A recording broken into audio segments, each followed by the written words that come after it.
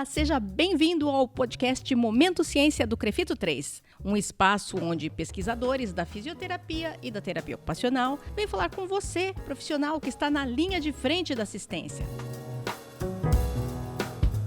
A cada 15 dias, você vai ter acesso a uma nova edição do podcast Momento Ciência e vai poder ouvir os autores dos artigos científicos de fisioterapia e de terapia ocupacional falando sobre os estudos que fizeram, mostrando para você, fisioterapeuta, para você, terapeuta ocupacional, a importância das descobertas dos trabalhos de pesquisa para a sua atuação profissional.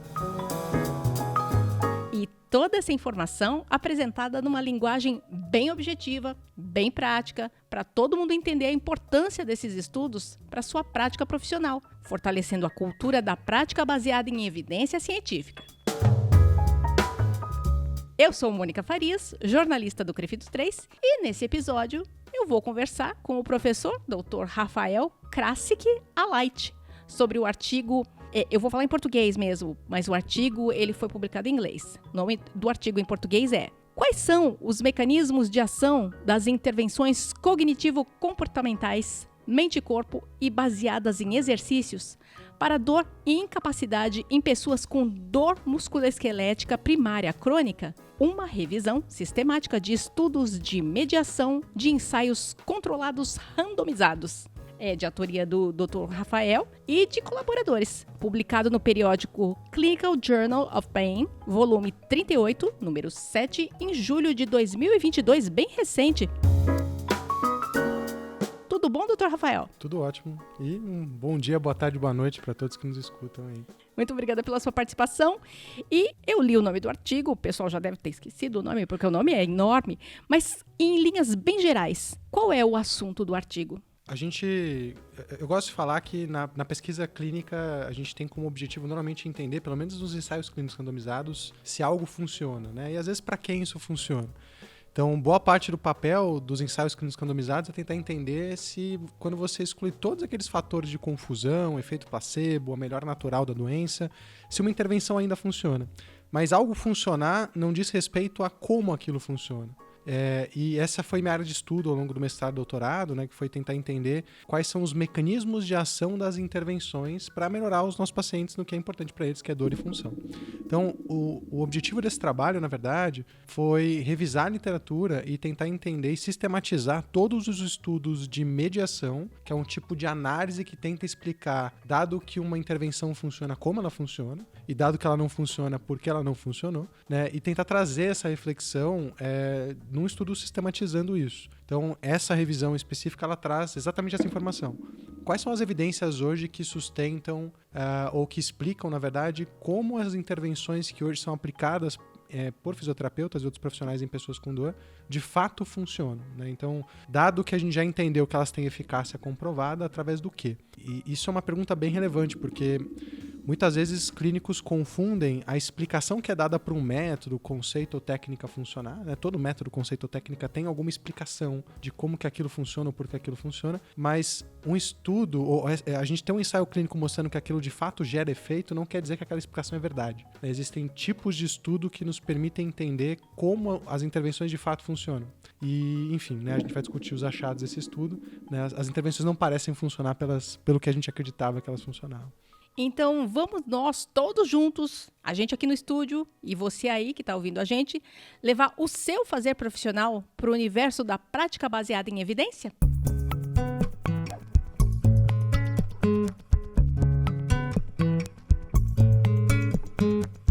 O Dr. Rafael é fisioterapeuta com especialização em fisioterapia músculo-esquelética pelo HC da USP, da Faculdade de Medicina da USP.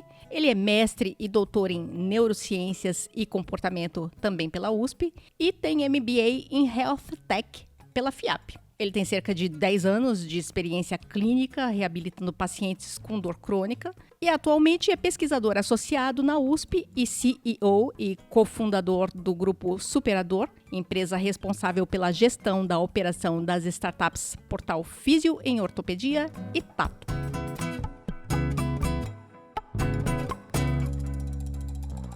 Dr. Doutor Rafael, esse estudo de revisão da literatura, revisão de outros trabalhos, trabalhos anteriores que foram realizados a respeito desse tema, você encontrou disparidade entre os resultados? Na verdade, nessa área de estudos de mediação, é uma área que na fisioterapia isso não se estuda tanto isso ainda. A gente encontra muito isso na psicologia, porque, na verdade, toda intervenção em qualquer área da saúde ela é muito embasada em alguma explicação do porquê aquilo funciona, né? E, de novo, não necessariamente isso é verdade, mas a psicologia, talvez por se tratar de intervenções e métodos, conceitos, que tem coisas mais intangíveis ali nos seus mecanismos de explicação, se preocupou muito mais ao longo do tempo em estudar se de fato as intervenções funcionam por esses mecanismos.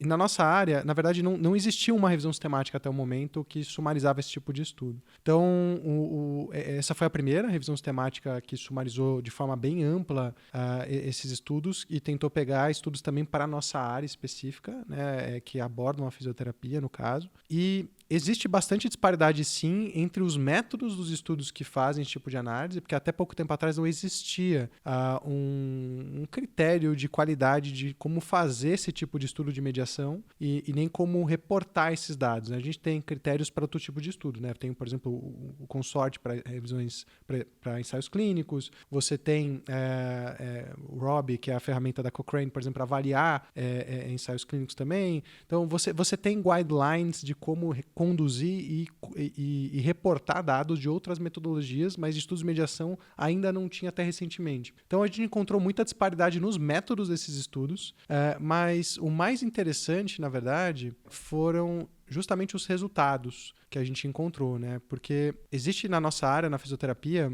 uma crença muito grande, e ainda é uma crença, eu diria que não é nem um senso comum só da população, mas entre os profissionais da área, principalmente da minha área, da musculoesquelética, de que as queixas musculoesqueléticas e a dor, elas são causadas por ou lesões anatômicas ou erros de movimento ou posturais. Essa ainda é uma crença muito vigente. Então, as nossas intervenções, mesmo as que funcionam, ainda têm ou são carregadas de explicações voltadas para isso, né? Elas funcionam porque elas corrigem uma lesão, ou elas funcionam porque elas diminuem a sobrecarga sobre uma lesão, ou porque elas mudam o padrão de movimento. O que a gente identificou, na verdade, foi que, basicamente, as intervenções voltadas para melhora de dor e função não atuam por mecanismos estruturais ou voltados a movimento. Boa parte das evidências que a gente encontrou, na verdade, trazem uma perspectiva de que as intervenções que hoje a gente sabe que funcionam para melhorar dor e função em pessoas com dor crônica musculoesquelética primária, elas atuam principalmente pela modulação de fatores psicossociais, por mudança de comportamento, de hábitos de vida, e não necessariamente por uma mudança biomecânica ou de ganho de força ou de mobilidade, como normalmente, né, as técnicas, métodos e conceitos fisioterapêuticos pressupõem. E mais interessante ainda, né, a ciência moderna da dor tem mostrado pra gente que a dor ela é multidimensional e ela é causada por uma interação complexa de vários fatores, e o que a literatura está mostrando pra gente, né, essa revisão, por exemplo, trouxe, é que as intervenções também atuam por formas multidimensionais, né? Não existe só um único mecanismo de ação. Então, quando eu uso uma técnica, uma intervenção de fortalecimento, só para tangibilizar o que eu estou falando, exercício de fortalecimento, por exemplo, para dor de coluna, um exemplo, eles são eficazes para melhorar dor e função, mas o ganho de força não parece ser o mecanismo pelo qual isso acontece. Então, ao propor um exercício de fortalecimento para o paciente, a gente acaba, na verdade, causando ou interferindo em vários outros fatores, como o medo desse paciente se movimentar, como, por exemplo, pensamentos catastróficos que ele pode ter sobre o que acontece se ele se movimentar, sobre as crenças que ele tem sobre o origem da dor dele, sobre a sensibilidade à dor que ele tem. Então, são vários os mecanismos que o fortalecimento vai mudar para melhorar dor e função. E o mais interessante é que, na verdade, o ganho de força, por exemplo, a melhora do padrão de movimento da postura não parecem ser mecanismos que explicam por que as nossas intervenções funcionam. Então, acho que essas apesar da heterogeneidade, por assim dizer, dos métodos, né, e estratégias de análise que foram utilizadas pelos estudos, o que a gente conseguiu entender é um panorama da literatura que traz essas duas reflexões, né? Tanto as nossas intervenções não parecem atuar por onde a gente imaginava, ou através dos mecanismos que a gente imaginava até o momento, quanto parece que a atuação dessas intervenções ela é multidimensional. Ela atua através de vários fatores. Para essa situação específica do estudo, então, significa que pro fisioterapeuta na traumatortopedia, não basta o conhecimento em fisioterapia, ele precisa extrapolar isso a partir das descobertas desse estudo. Eu diria que a gente, né, comumente fala de uma pirâmide das evidências, né, como se existisse um tipo melhor de evidência para tudo. Eu diria que hoje depende do teu objetivo, né? Se eu quiser entender a experiência do meu paciente, o melhor tipo de evidência são estudos qualitativos, não tem outro tipo de estudo para eu entender isso. Então, eu acho que o fisioterapeuta, ele precisa conhecer diferentes métodos e tipos de estudo para ele conseguir responder diferentes perguntas e resolver diferentes problemas no dia a dia. De fato, os estudos que auxiliam o profissional a tomar a melhor decisão possível no dia a dia são ensaios clínicos randomizados, né, que vão trazer o conceito de eficácia, e também revisões temáticas que sumarizam esses dados. Agora, o que eu acho que o estudo que esse estudo que a gente está conversando hoje, que foi publicado, traz de relevante, é que o profissional tem que ter um cuidado muito grande com as explicações que ele dá. Nesse caso, especificamente, com as explicações que ele dá para as intervenções funcionarem. Então, a gente hoje sabe, pelo nosso conhecimento sobre ciência moderna da dor, que o entendimento que o paciente tem sobre o que causa a queixa dele e o que a nossa intervenção vai ocasionar é muito importante por uma série de fatores que vão acabar modulando emoção, cognição, comportamento desse indivíduo. Então, por exemplo, quando uma pessoa tem uma dor na coluna e o profissional atribui essa dor a um desalinhamento da coluna dele, uma vértebra que está desalinhada, isso acaba causando no paciente um entendimento muito ameaçador do que ele tem, um senso de que o paciente tem pouco a fazer para corrigir aquilo, afinal ele não sabe colocar a coluna dele no lugar, né? E a melhora clínica que o paciente obtém numa técnica às vezes, de manipulação, que é atribuída a uma explicação de que aquilo recolocou a coluna, realinhou a coluna dele, esse conjunto de explicações, na verdade, acaba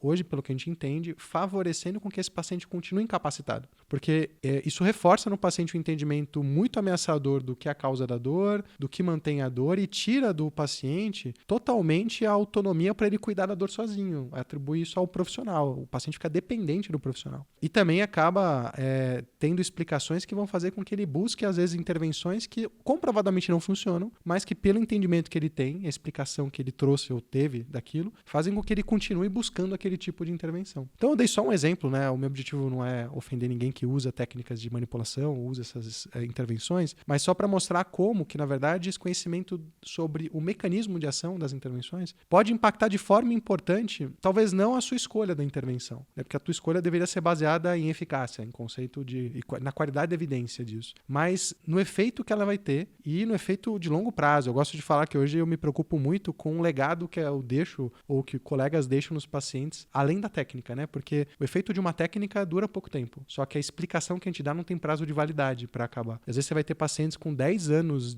que passaram num fisioterapeuta tentando ainda corrigir algumas coisas que o fisioterapeuta ensinou, porque na cabeça dele aquilo é o certo. Então não tem prazo de validade para essa crença desenvolvida se extinguir, né? E hoje isso me preocupa mais até do que algumas intervenções que estão sendo feitas no dia a dia do profissional.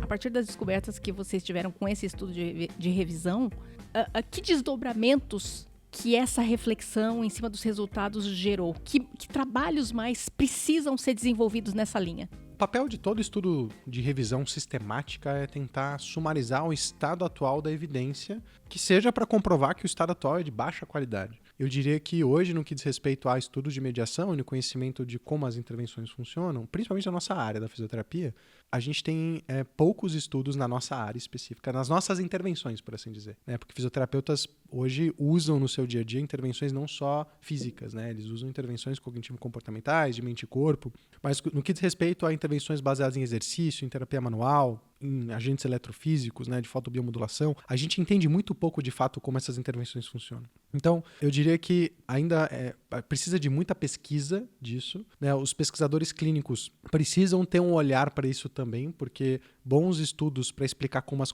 intervenções funcionam são feitos a partir de ensaios clínicos randomizados. Então, os pesquisadores que conduzem esses trabalhos têm que ter essa mentalidade de tentar também explicar por que algo funcionou ou não. Mas eu acho que os principais desdobramentos estão nisso, em entender que, pelo que a gente entende hoje sobre as intervenções. As explicações que os métodos, conceitos e intervenções hoje pregam não têm fundamento. E também que a melhora clínica dos pacientes não parece acontecer por um único fator, né? Então, por mais que um clínico esteja prescrevendo uma intervenção, por exemplo, de força, visando ganhar força, não necessariamente ganhar força é importante para produzir o efeito que aquela intervenção gera no paciente. O efeito parece atuar através de vários fatores, da interação de vários fatores. E, na verdade, saber disso pode fazer com que você consiga potencializar o efeito. Quando eu entendo que, por exemplo, o importante não é o ganho de força, mas é o paciente se expor a movimento, eu posso ser um pouco menos rigoroso em alguns critérios da prescrição desse exercício para permitir com que o paciente desenvolva e vivencie novas experiências, né? Então, saber que essas intervenções atuam por vários mecanismos me permite, na verdade, no dia a dia, tentar potencializar esses mecanismos. Eu diria que, apesar da qualidade de evidência ainda ser baixa, o que a gente sabe hoje sobre como as intervenções funcionam já nos permite entender esses dois fatores bem. Bom, então, doutor Rafael, para a gente ser bastante direto com o profissional que está ouvindo a gente, que está lá com o paciente na frente dele, o que esse estudo, o que ele tem que atentar para o resultado desse estudo e que pode ser imediatamente útil na prática profissional dele, com o paciente na frente dele? Eu diria que cuidado com a explicação que vai ser dada para a intervenção funcional ou não. Assim, incrivelmente isso, né? Intervenções que para o profissional clínico muitas vezes assim, são ponto pacífico. Treino de core é importante porque você faz aquilo nos músculos do core e isso vai melhorar a dor e função. A literatura mostra que, na verdade, isso não acontece. Então, assim, mesmo intervenções que parecem que são ponto pacífico, que o mecanismo é aquele, o que a gente hoje entende é que, na verdade, talvez aquilo nem é importante, né? Eu estou usando o core, a força, são dois exemplos onde melhorar a ordem de ativação, ou fortalecer o core, ou ganhar força, não são importantes. Comprovadamente não são importantes para o paciente melhorar o que ele acha importante. Então eu diria que é tomar muito cuidado com isso, porque às vezes a gente bota tanta importância no entendimento que a gente tem do mecanismo que a gente engessa a intervenção e não explora ela da melhor forma possível, ou acaba deixando no paciente esse legado de uma crença de que, poxa, ele não tem muito controle sobre a queixa dele, de que ele tem que ficar se protegendo eternamente com aquilo, corrigindo a postura ou contraindo o abdômen ou fazendo qualquer coisa. Você acaba deixando legados, né, que vão ser mantidos por cognição, emoção, comportamento, né, que tem mais a ver com o entendimento que ele teve da explicação que você deu para a queixa dele e para a intervenção que funcionou, do que de fato sobre algo que está acontecendo com ele, né? Então, eu diria que talvez a mensagem direta para consultório seja essa, assim, muito cuidado com as explicações. Doutor Rafael, por que a pesquisa científica é tão importante para a prática clínica? Eu gosto de citar um médico que chama Luiz Cláudio Correia, que é um profissional, que é um divulgador científico de prática baseada em evidência, e ele fala a seguinte frase, ele fala que falar sobre prática baseada em evidência ou ensinar sobre prática baseada em evidência foi o melhor ou o pior que podia acontecer para a área da saúde. Porque ao você tratar isso como uma disciplina, o que acontece é que você pode falar mais você pode falar sobre os métodos e melhorar, inclusive, não só a prática baseada em evidência, mas até o método científico por trás disso. Você pode ir mais longe, desenvolver mais, mas, por outro lado, dá a impressão de que isso é uma questão de opção ou de opinião.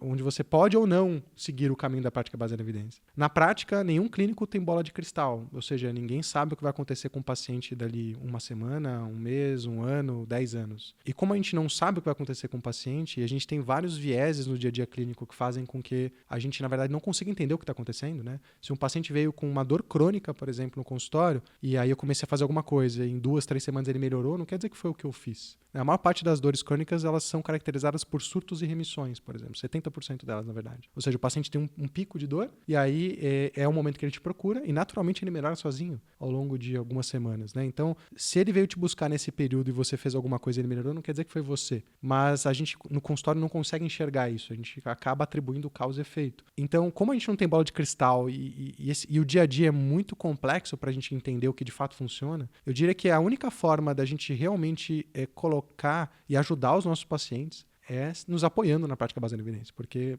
sem a gente usar a ciência no dia a dia, a gente acaba, na verdade, né, correndo o risco de estar repetindo erros do passado, né? No passado, fazer um sangria para tudo, achando que aquilo era a causa de todos os problemas, e demorou séculos até que entendessem que aquilo não era um tratamento possível, né? A gente pode estar recorrendo aos mesmos erros se a gente não se apoiar na melhor evidência disponível para tentar entender o que acontece normalmente com pessoas parecidas com o meu paciente, porque essa é a mágica, né? Eu não consigo saber o que acontece com o meu paciente, nunca, não consigo consigo saber o que vai acontecer com aquele paciente no futuro. Mas ao olhar para pesquisas de pessoas que parecem com aquele meu paciente, eu consigo ter algum grau de previsibilidade sobre o futuro. Ao olhar para pessoas que parecem com ele, eu consigo entender na média o prognóstico, eu consigo entender na média as intervenções que tendem a funcionar mais para aquele indivíduo. E assim eu consigo tomar uma decisão que acaba sendo melhor para o meu paciente. Algo que sem a ciência ou a prática baseada em evidência eu não conseguiria fazer.